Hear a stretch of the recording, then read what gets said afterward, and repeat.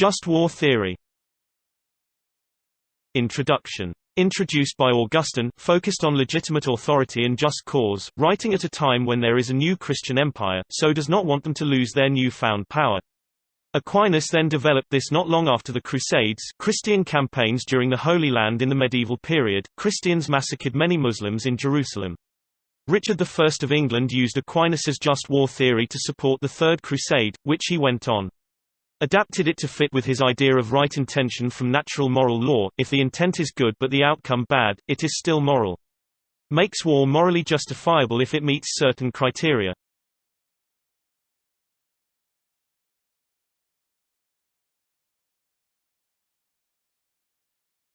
Aquinas, Jus in bello. How the war should be fought. 1. Proportionality, proportional force to achieve the end you seek, meaning only do what is necessary, e.g. nuclear weapons are not proportional. 2. Discrimination, who you are attacking. Must distinguish between inappropriate and appropriate targets. Meaning avoid killing innocent civilians. The positives of this is, cannot use warfare that are evil in themselves. Treat prisoners of war fairly, e.g. Aquinas thought you should not torture people. Aquinas, Jus post bellum. What to do after the war is done.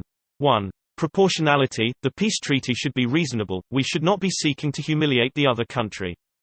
2. Discrimination, must distinguish between the leaders and the innocent civilians of the country. 3. Rights vindication, the settlement that is made must secure the right to life and liberty. 4. Punishment, to people who have engaged in human rights violations should be, war crime tribunals but not innocent civilians. 5. Compensation, country that has been defeated may have to be given financial aid to help it rebuild.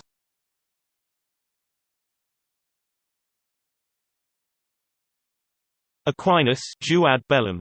Jus ad bellum, criteria concerning what makes it right to go to war, what makes us resort to war. 1. Just authority, can only be started by a legitimate authority responsible for public order, e.g. government. 2. Just cause, the people you are attacking must deserve it in order to protect innocent life. 3. Just intention, have to have a good motive, the advancement of good or the avoidance of evil.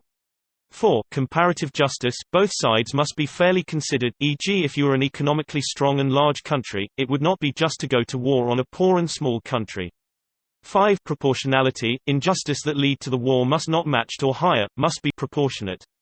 6. Last resort, all peaceful attempts have been tried and exhausted. 7. Has to be a reasonable chance for success, if the end result will likely be hopeless, then you are causing more destruction than necessary.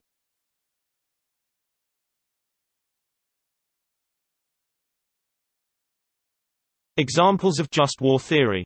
Jus ad bellum in World War II. Just intention, Hitler led Germany with the racist National Socialist Workers' Party. The Allies wanted him removed for this reason. Just cause, in 1939 Germany made an unprovoked attack on Poland. Britain and France wanted to protect their ally which was treated unfairly. Just authority, Winston Churchill. Proportionality, the Allies were desperate for success, were willing to try anything including bombing large civilian areas such as Dresden, does not fulfill this. Reasonable chance for success, Germany had superior military technology, Allies were unsure as to whether they would win. Last resort, Britain did everything to avoid war, including intensive peace negotiations. Even though Hitler signed an agreement with Britain, he continued to invade Poland anyway.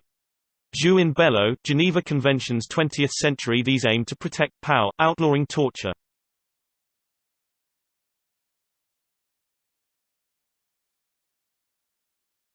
Strengths of just war theory. Flexible. Allows defense to defenseless. Grows and develops all the time. Defines the conditions. Recognizes the necessity of action against the aggressor.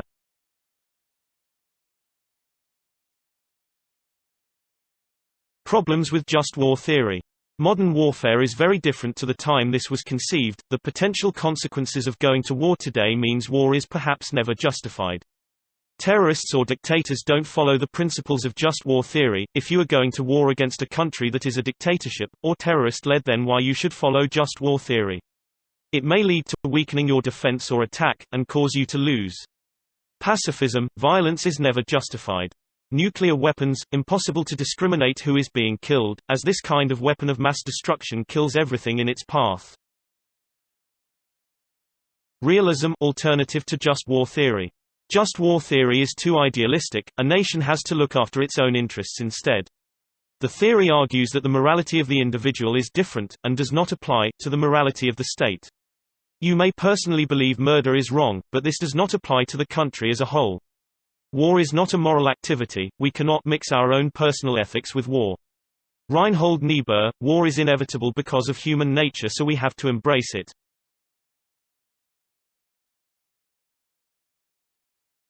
Pacifism. The belief that violence is always wrong, often associated with Christianity because Jesus had a pacifist attitude and action towards those who were violent to him. For example, in New Testament, turn the other cheek, plus, love your enemies. This was first developed as a theory in the 16th century by Conrad Grebel. Different types of pacifism. Absolute, partaking in war is never right because nothing can justify the killing of human beings, even if someone is trying to kill you. Does not mean doing nothing. For example, Gandhi, de peaceful demonstrations, hunger strikes. Conditional, depends on the seriousness of the war. An individual may be a pacifist, but if a group of people is being oppressed by, e.g. Dietrich Bonhoeffer, famous Christian theologian, was a prominent pacifism. Was a German, and alive during World War II. But was part of a secret group that tried to assassinate Hitler. Selective, nuclear pacifism, using nuclear weapons is never a just war, it always in every circumstance unjustifiable because using such weapons are unwinnable. Active pacifism, engaging in political activity and campaigns to promote peace.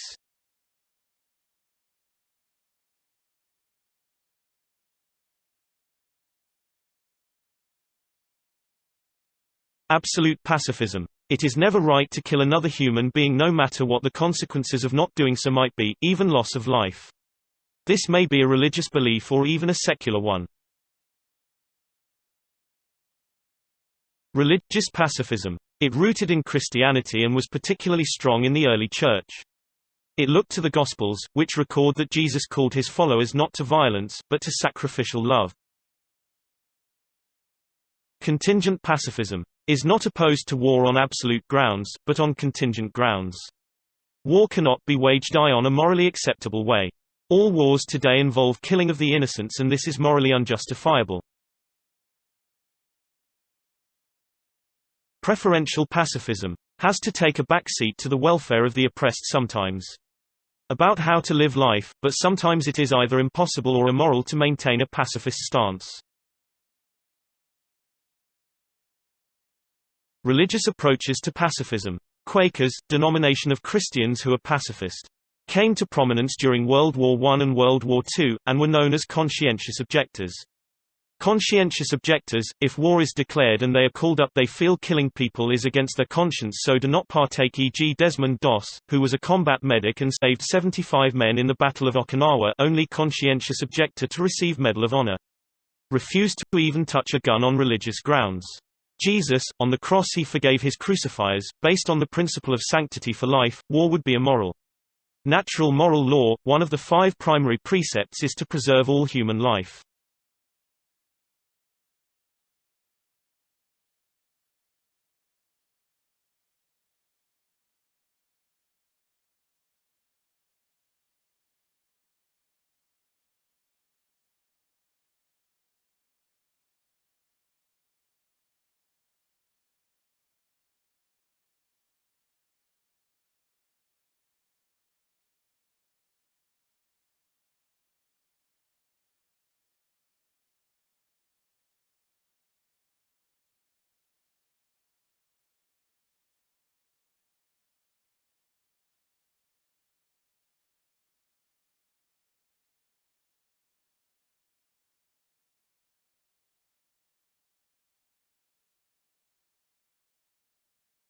Strengths of pacifism. The cost of war is too great.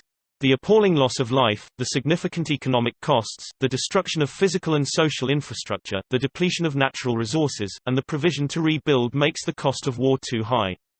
Defense spending is higher today than at any time since the height of World War II. The U.S. Pentagon, for example, spends more on war than health, education, welfare, and safety across the country. Meeting violence with violence does not lead to long-term peace. Moral and religious texts have taught that meeting violence with violence leads to further violence. War does not resolve territorial differences which remain for years after a war has been won. Although victories won through the use of force may lead to a cessation of hostilities in the short term, resentment remains in the vanquished and often leads to renewed conflict over the long term. War endangers non-combatants. Despite attempts to limit collateral damage, civilians of all ages are killed in times of war. Supporters of war acknowledge that innocent casualties are inevitable and accept responsibility for each innocent life that is lost. The threat of conflict is an opportunity for positive change. No society is perfect. When war is threatened, many people become caught up in supporting the side, despite its faults. Negotiating a peaceful settlement provides opportunities to consider those things that can be changed that may be beneficial to all parties. War dehumanizes. In times of war, a human's capacity for brutality, cruelty, revenge, vengeance, and vindictiveness is heightened. The control of conscience is tempered by the threat of danger and the need to survive.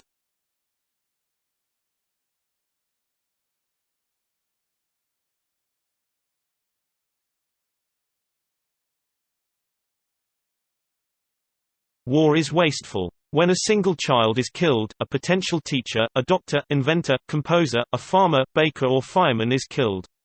Each human has immense promise to make the world a better place. Each death in war represents an immeasurable loss to us all. War causes suffering and instability. A direct result of war is that homelessness, sorrow, disease, and consequential death significantly increases. Large migrations of refugees need to find new places to live, and this adds further pressure on nearby nations to areas of violent conflict. The importance of pacifism in times of peace. The idea of pacifism, and of seeking non-violent solutions to disputes between nations, plays a significant part in international politics, particularly through the work of the United Nations. The importance of pacifism in times of war. In times of war, pacifists continue their opposition by campaigning against the cruelties and excesses of war, the maltreatment and torture of prisoners, the bombing of civilians, and the use of nuclear, chemical and biological weapons. War destroys and has no regard for other species or the environment. War is a human behavior which is destructive. In addition to the loss of life, irreplaceable historical and cultural treasures are eradicated in the destruction of war. As war is human-centered, it has no regard for other species, nor the impact or well-being of the environment. Pacifism is noble and nurtures hope. Pacifists argue there is always an alternative to violent conflict. Showing self-control and offering positive choices in the face of danger nurtures hope for a better world.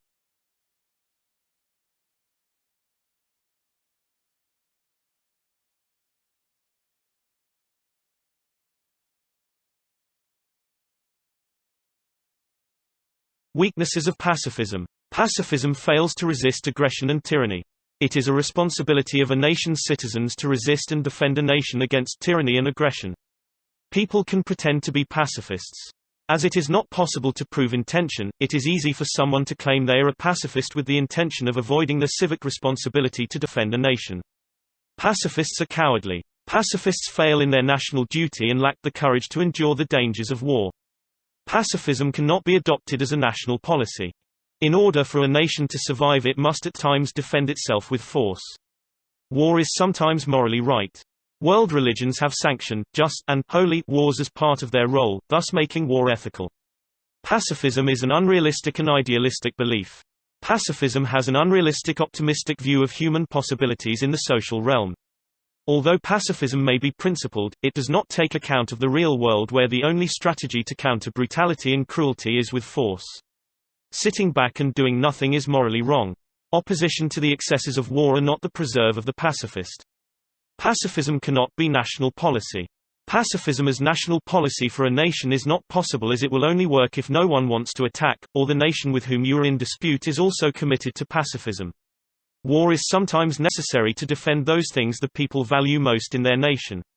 Adopting a pacifist stance results in a country rapidly being conquered.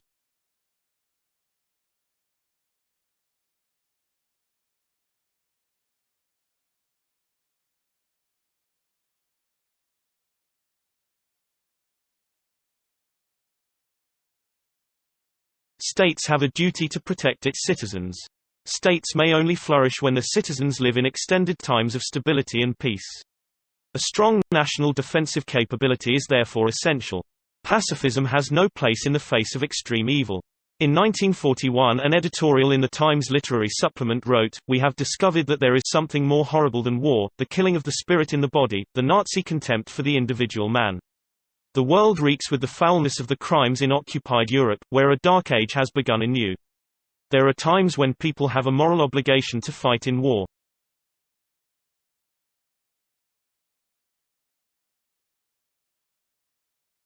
Religious views on war. Old Testament portrays God as revengeful, who brings destruction to the enemies of his people. Joshua spared everyone was put to death. This was what the Lord God of Israel had commanded versus nation will not take up sword against nation. New Testament warfare seen as a spiritual battle against evil, the powers of this dark world, and against the spiritual forces of evil in the heavenly realms. Jesus, blessed are the peacemakers, for they will be called children of God. If someone strikes you on the right cheek, turn to him your other also. Paul, overcome evil with good. Emperor Constantine 312 CE, had a vision of Jesus who promised victory in battle if he converted to Christianity, felt violence was therefore okay in certain circumstances to holy war equals to achieve a religious goal, authorized by a religious leader, spiritual reward. Augustine, Christians make war with tears in their eyes. John Stott, in modern society war may be defended as the lesser of two evils, regarded by the Christian mind as a painful necessity in a fallen world.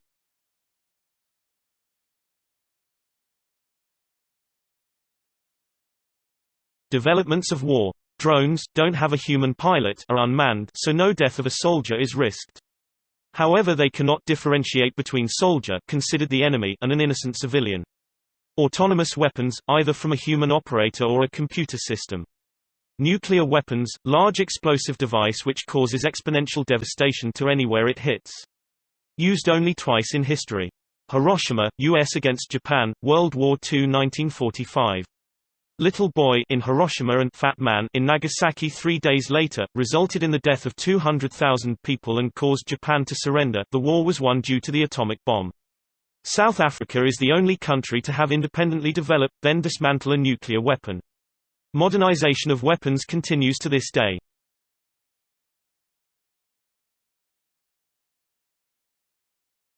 Utilitarianism applied to war. Utilitarianism is difficult to apply to war, but there are some approaches. Utilitarianism approaches war by asking if it goes against moral principles or rules.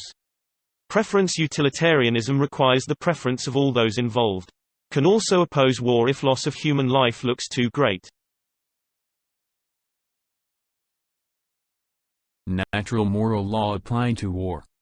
One primary precept is that we should protect and preserve the innocent, which would justify going to war to defend others. However, natural law theorists would see this very much as a last resort.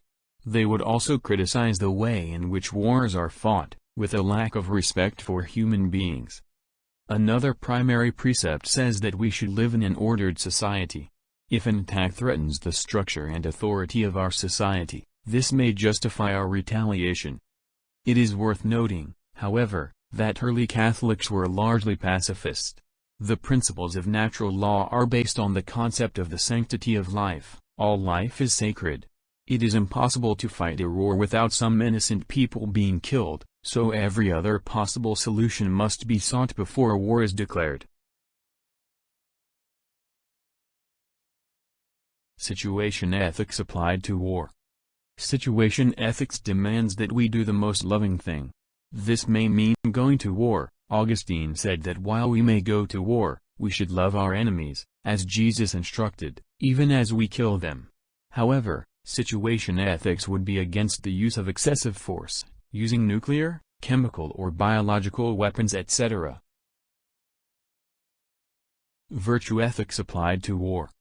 War is not part of eudaimonia. However, it may be possible to go to war in order to achieve peace, which would be part of eudaimonia. Virtue ethics focuses on character, and may argue that soldiers are brave and just, as they stand up for the poor and weak. However, the realities of being a soldier are that you just follow orders, not an example of wisdom, one of the cardinal virtues. Virtue ethics has something interesting to say about the training of soldiers. If you behave a certain way, you develop that trait. Virtue ethics may suggest that it is wrong to train soldiers to hate and kill, as they will continue to behave that way. An example from film is First Blood, the first film featuring Rambo, a soldier returning from Vietnam who starts killing people one by one. A more recent, and real, example is the treatment of Iraqi prisoners at Abu Ghraib. These soldiers were trained to hate, so is it any surprise that this is what they did? Kantian Ethics Applied to War. Has to be a right intention. Difficult to find a maxim that could universalize killing. Fairly pessimistic about the human race and believed warfare to be morally permissible in a less than ideal world. Doesn't meet the categorical imperative. Cost the U.S. more than $3 trillion. Bush administration estimated it would have cost $60 million in 2003. 44,000 U.S. military lost their lives, 32,000 were wounded. Easy to justify because of the 9/11 attacks, defense/retaliation. 1 million Iraqis died, including innocent civilians, as a result of the U.S.'s decision to liberate them from tyrant Saddam Hussein. Thank you for watching. If you want this channel to upload more videos on A-level religious studies, please like this video and subscribe this channel.